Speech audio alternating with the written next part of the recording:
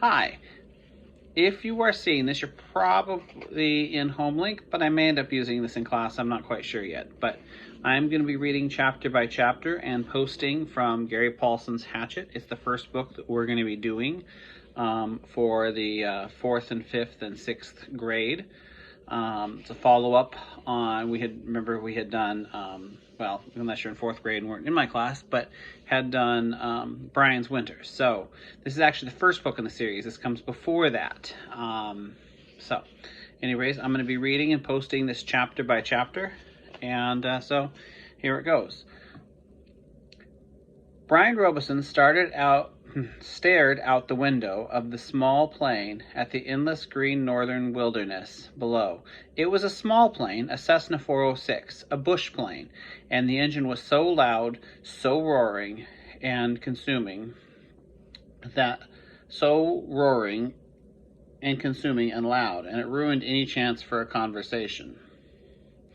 Not that he had much to say. He was 13 and the only passenger on the plane, with a pilot named, what was it, Jim or Jake or something, who was in his mid-40s and had been silent as he worked to prepare for takeoff. In fact, since Brian had come to the small airport in Hampton, New York to meet the plane, driven by his mother, the pilot had spoken only 5 words to him. And as I'm turning the page, those planes are so loud. If you've ever been on an Alaska Airlines jet, these are twice as loud. I used to fly those all the time, and yeah, you can put your headphones on and you can't even hear your own music, so super loud. Okay, get in the co-pilot seat, which Brian had done. They had taken off, and that was the last of their conversation. There had been an initial excitement, of course. He had never flown in a single-engine plane before, and to be sitting in a co-pilot seat with all the controls right there in front of him, all the instruments in his face as the plane crawled for altitude, jerking and sliding on the wind currents as the pilot took off, had been interesting and exciting. But in 5 minutes, they had leveled off at 6,000 feet and headed northwest. And from then on, the pilot had been silent, staring out the front, and the drone of the engine had been all that was left. The drone and the sea of green trees that lay before the plane's nose and flowed to the horizon, spread with the lakes, swamps, and wandering streams and rivers. Now Brian sat, looking out the window with the roar thundering through his ears, and tried to catalog what had led up to his taking this flight. The thinking started. Always it started with a single word: divorce. It was an ugly word, he thought. A tearing, ugly word that meant fights and yelling, lawyers. God, he thought, how he hated lawyers who sat with him in their comfortable smiles and tried to explain to him in legal terms how all that he lived in was coming apart and breaking and shattering all the solid things. His home, his life, all the solid things. Divorce. A breaking word. An ugly breaking word. Divorce. Secrets. No, not secrets so much as just the secret. What he knew and had not told anybody was that he knew his mother, what he knew about his mother that had caused the divorce. What he knew, the secret, divorce, the secret. Brian felt his eyes beginning to burn and knew there would be tears. He had cried for a time, but that was gone now. He didn't cry now. Instead, his eyes burned and the tears came, and the seeping tears that burned. He didn't cry. He wiped his eyes with a finger and looked at the pilot out of the corner of his eye to make sure he hadn't noticed the burning and tears. The pilot sat large, his hands slightly on the wheel, his feet on the rubber pedals. He seemed to be more of a machine than a man, an extension of the plane. On the dashboard in front of him, Brian saw dials, switches, meters, knobs, levers, cranks, lights, handles, the things that were wiggling and flickering, all indicating nothing that he understood, and the pilot seemed the same way, part of the plane, not human. When he saw Brian look at him, the pilot seemed, and 6,000 feet's not particularly high. Surprised that it was so low. Anyway, the pilot seemed to open up a bit and smiled. Ever fly in the co-pilot seat before?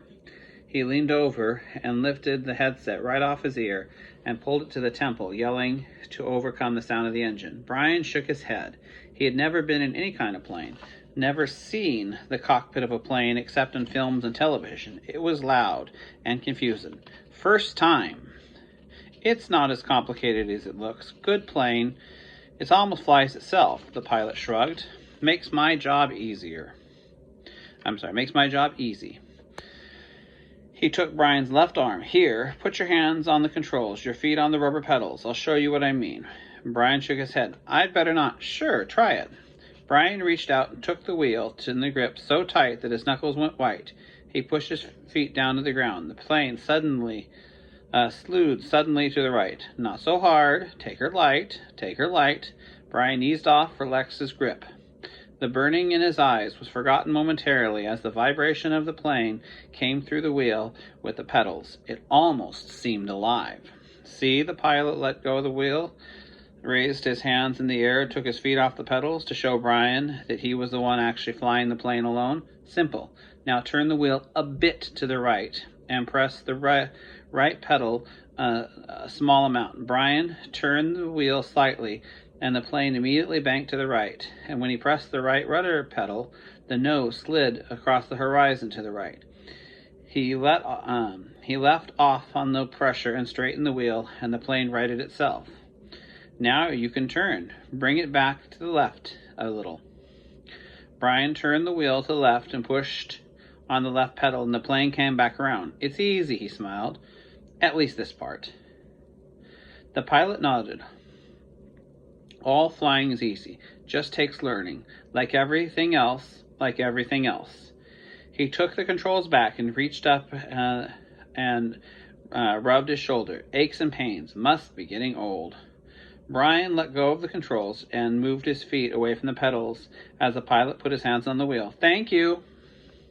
But the pilot had put his headset back on, and the gratitude was lost in the engine noise, and things went back to Brian looking out the window at the ocean of trees and lakes.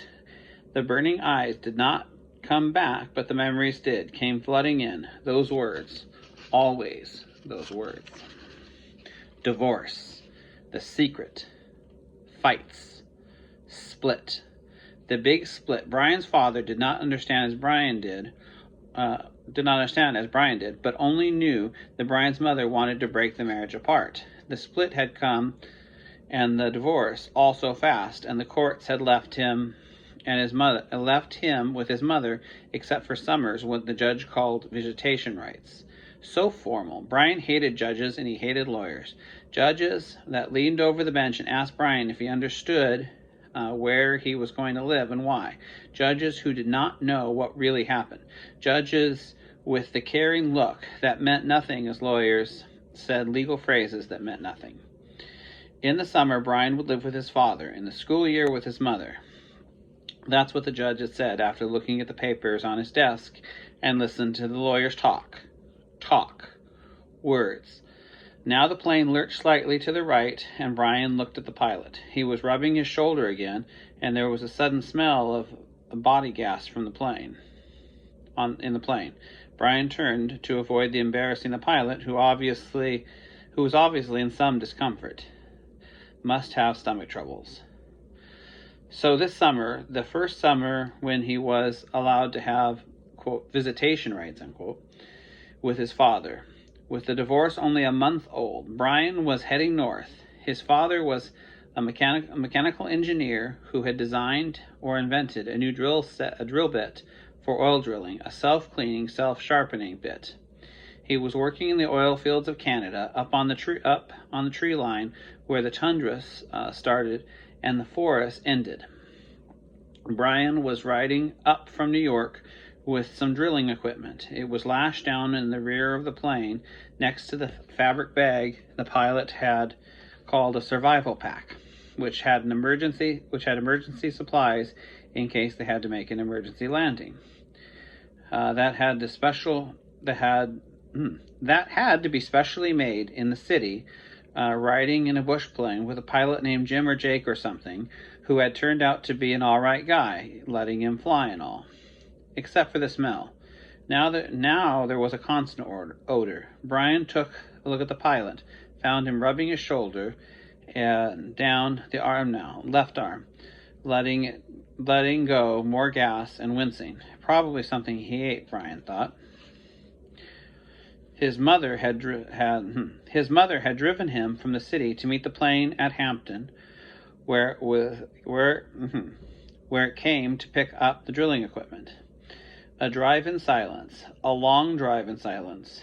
2.5 hours of sitting in the car, staring out the window, just as he was now staring at the window of the plane. Once, after an hour, they were out of the city, she turned to him. Look, can't we talk this over? Can't we talk this over? Can't you tell me what's bothering you? And there was the words again. Divorce, split, the secret. How could he tell her what he knew? So he remained silent, shook his head, and continued to stare unseeing at the countryside. And his mother had gone back to driving, only speaking to him one more time when they were close to Hampton. She reached over the back of the seat and brought up a paper sack. I've got something for you for the trip. Brian opened the sack, opened the top. Inside there was a hatchet, the kind of steel handle and rubber grip. The head was a stout leather case, and the brass riveted. The head was in a stout leather case that had a brass riveted belt loop. It goes on your belt, his mother spoke now, without looking at him. There were some farm trucks on the road now, and she had to weave through them and watch traffic. The man at the store said you could use it, in the woods with your father. Dad, he thought, not my father, my dad. Thanks, it's really nice, but the words sounded hollow even to Brian. Try it on, see how it looks on your belt. He would have normally said no, and would normally have said no, that it looked too hokey to have a hatchet on your belt. On your belt. Those were normal things, he would say.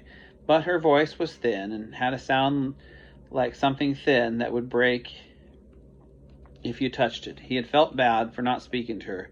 Knowing what he knew, even with the anger, the white hate of the anger in his face, he still felt bad for not speaking to her. So to humor her, he loosened his belt and pulled the right side out and put the hatchet on the retethered belt. Scoot around so I can see. He moved around in his seat, feeling only slightly ridiculous. She nodded. You look just like a scout, my little scout. And there was tenderness in her voice. And there was the tenderness in her voice that she had when he was small, the tenderness that she had when he was small and sick with a cold, and she put her hand on his forehead, and the burning came into his eyes again, and he turned away from her and looked at the window, forgot the hatchet on his belt, and so arrived at the plane with the hatchet still on his belt. Because it was a bush plane from a small airport, there had been no security, and the plane had been waiting with the engine running when he arrived. And he had grabbed a suitcase, pack bag, and run for the plane without stopping to remove the hatchet. So it was there on his belt. At first he had been embarrassed, but the pilot said nothing about it, and Brian forgot as soon as they began flying. More smell now. Bad. Brian turned again to glance at the pilot, who had both hands on his stomach and was grimacing in pain, reaching to the left shoulder again as he waited. Don't know, kid, the pilot said. The pilot's words Don't know, kid. The pilot's words were a hiss, barely audible. Bad aches here. Bad aches. Thought it was something I ate, but... He stopped. A fresh spasm of pain hit him. Even Brian could see how bad it was. The pain drove the pilot into the seat, back and down. I've never had anything like this. The pilot reached for the switch on his mic cord, his hands coming to a small arc in his stomach. And he flipped the switch and said, "This is Flight 46." And now a jolt took him like a hammer blow, so forcefully that it seemed to crash back into the seat. Brian reached for him, but could not understand at first what it was, could not know, and then he knew. The pilot's mouth went rigid. He swore and jerked in a series of slams into his seat, hiding the shoulder now. Swore and hissed. Chest. Oh my God, my chest is coming apart. Brian knew now. The pilot was having a heart attack. Brian had been in a shopping mall with his mother when a man in front of the Paisley store had suffered a heart attack, and he had gone down and screamed about his chest. The old man, much older than this pilot, Brian knew. The pilot was having a heart attack, and even as the knowledge came to Brian, he saw the pilot slam the seat one more awful time. He slammed back into the seat, and his right leg jerked, pulling the plane to the side in a sudden twist, and his head fell forward, and spit came. Spit came from the corners of his mouth, and his legs contracted up into the seat, and his eyes rolled back in his head until they were only white for his eyes, and the smell became worse and filled the cockpit. All so fast, so incredibly fast that Brian's mind could not take it at first. He could only see it in stages. The pilot had been talking just a minute ago, complaining of the pain. He had been talking. Then the jolts had come. The jolts took the pilot back. The jolts that took the pilot back had come, and now Brian sat, and there was a strange feeling of silence in the thundering roar of the engine, a strange feeling of silence and being alone. Brian was stopped. He was stopped. Inside he was stopped. He could not think of the past, he could not think past what he saw, what he felt. All was stopped. The very core of him, the very center of Brian Roberson, had stopped and stricken with a white flash of horror, a terror so intense that his breathing, his thinking, and nearly his heart had stopped. Seconds passed, seconds that became all his life, and he began to know what he was seeing, began to understand what he saw. Began to understand what he saw, and that was worse, so much worse that he wanted to make his mind freeze again. He was sitting in a bush plane roaring several thousand feet above the northern wilderness with a pilot who had suffered a massive heart attack and who was either dead or in something close to a coma. He was alone in the roaring plane with no pilot. He was alone. Alone.